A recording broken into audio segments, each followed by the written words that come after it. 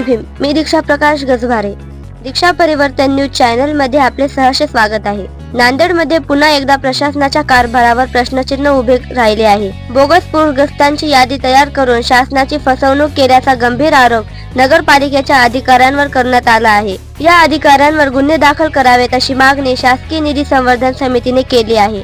आज शासकीय निधी संवर्धन समितीचे अध्यक्ष सूरज खिराडे यांच्या नेतृत्वाखाली शिष्टमंडळाने नांदेड महापालिकेचे उपायुक्त सादिक यांना निवेदन सादर केले।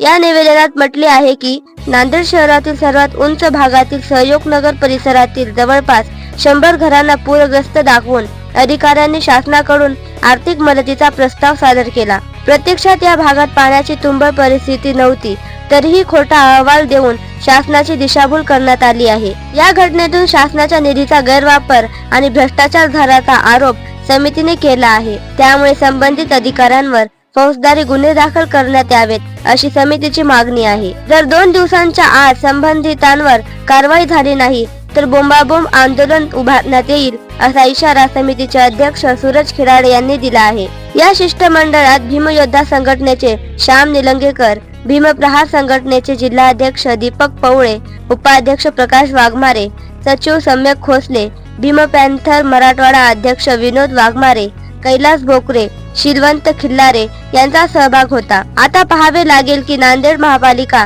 आणि प्रशासन या गंभीर आरोपांवर कोणती भूमिका घेतात।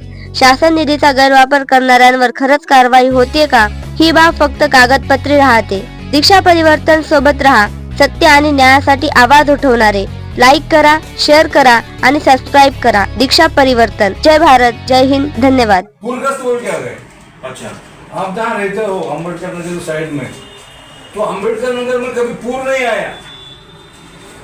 अम्बेडकर नगर में यानी कि तो अम्बेडकर नगर में आया था ना, श्रावस्ती नगर अम्बेडकर नगर पर पुलिस पड़ता ना। श्रावस्ती नगर की बात और है। हाँ, अभी आप सहयोग नगर के पास की अम्बेडकर नगर बात कर रहे हैं? मैं अम्बेडकर नगर की बात कर रहा हूँ। अम्बेडकर नगर बात कर रहे हैं। हाँ, तो जनता कॉलोनी 1964 ला स्थापन झाली। जनता कॉलोनी हो, वहाँ तिथं कधीच पाणी जाय ना, बरं, हां, तिथं पाणी गेले। आता मी राहतो लालवाडीत, हां, माझ्या घराच्या समोरच्या लोकांच्या घरामध्ये पाणी शिरलं। बरोबर, माझ्या घराच्या पाठीमागे 4 घर आहेत, एखाद्याच घरात पाणी शिरलं। हां, बाकीच्या घरात पाणी शिरलं पाहिजे ना। बरोबर, हां, म्हणजे अधिकाऱ्यांनी विशिष्ट लोकांना निधी देण्यासाठी सर्वेक्षण केलंय, बरं, त्यांच्यावर तात्काळ 420 चा गुन्हा दाखल झाला नाही, हां, तर आम्ही मंगळवारी बुधवारी वजिराबाद पोलीस स्टेशन मध्ये आपल्या विरोधामध्ये फिर्याद देणार आहोत। बरं, आम्हाला हे माहित आहे की पोलीस स्टेशन तुमच्या विरोधामध्ये गुन्हा दाखल करत नाही, हां, म्हणून आम्ही 156(3) प्रमाणे कोर्टात जाणार। आणि या उपरही काही झालं नाही तर गुरुतागतीच्या नावाखाली हजारो कोटी खर्च करूनही नांदेड शहरामध्ये पाणी बाहेर निघू शकलं नाही। आणि मागे एक निवेदन दिलं होतं की 500 कोटी खर्चले, तेवढे खर्चूनही जर पाणी निघत नसेल तर त्या कामातही भ्रष्टाचार झालेला आहे आणि या कामातही भ्रष्टाचार झाल्यामुळे आम्हाला हायकोर्टात जावं लागेल। 2 दिवसामध्ये FIR फाटला नाही तर चौकशीचा भाग हा होत राहील। जर आपण जर चौकशी केली आणि FIR जर फाडला नाही तर आम्ही मोकळेच आहोत, हे सांगण्यासाठी देखील तुम्हाला दिलेलं आहे की तुम्ही त्याच्यावर कायदेशीर कारवाई करावी। आता ही जबाबदारी किंवा तो अधिकार कुणाचा काय हा भाग तुम्ही ठरवा। विनंती अशी आहे की तुम्ही तात्काळ या विषयावर कारवाई करावी। आमच्या भावना आहेत, त्या भावना तुमच्याकडे व्यक्त कराव्या लागतील। ठीक आहे, ओके, आता आपले जे म्हणणे आहे मी ऐकतो साहेबांसमोर, ठीक आहे, चल। जय भीम।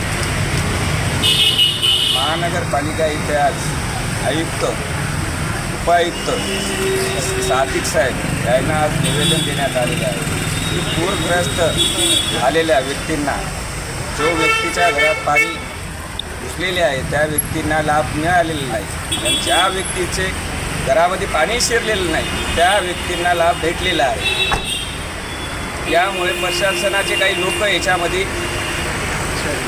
सामील आहेत, तरी प्रशासनाने, महानगरपालिकेने जे याचे जबाबदार आहेत त्याच्यावर एक कठोर कारवाई करण्यात यावी, नाही तर 28 तारखेला आंदोलनाचा इशारा दिलेला आहे। सम्यक खोसले आज निवेदन घेण्यासाठी महानगरपालिका त्या ठिकाणी आलेलं आहे. या पूरग्रस्ताच्या लोकांनी जे गलत नोंदणी करून घेतल्यात त्यांनी नोंदणी करून घेऊन त्याने पंचनामा केला ते बी 2-3 मजल्याच्या बिल्डिंग यायचा. ते 201 लोकांची यादीचं नाव आलेलं आहे आणि ते बी नांदेड सिटीमधले. आणि त्या लोकांवर निष्काळजीपणा महानगरपालिकेचा चालू आहे. त्याच्याच लोकांमध्ये त्यानंच की त्या लोकांवर कारवाई करायला पाहिजेत की यानं का फुवारपणा करायला महानगरपालिकेसोबत. महानगरपालिकेचा जे निधी येतो पूरग्रस्ताच्या नावानं ते पण त्याच्यामध्ये ते हात टाकाले. एक तर पहिले तर खड्ड्यानालयाचा केला, परत आता याचा पण करत आहेत. जय भीम, जय संविधान. दीक्षा परिवर्तन न्यूज चॅनलला सबस्क्राईब करा आणि अशाच प्रेरणादायी कार्यक्रमांसाठी आमच्याशी जोडलेले रहा. जय हिंद, जय भारत, जय संविधान.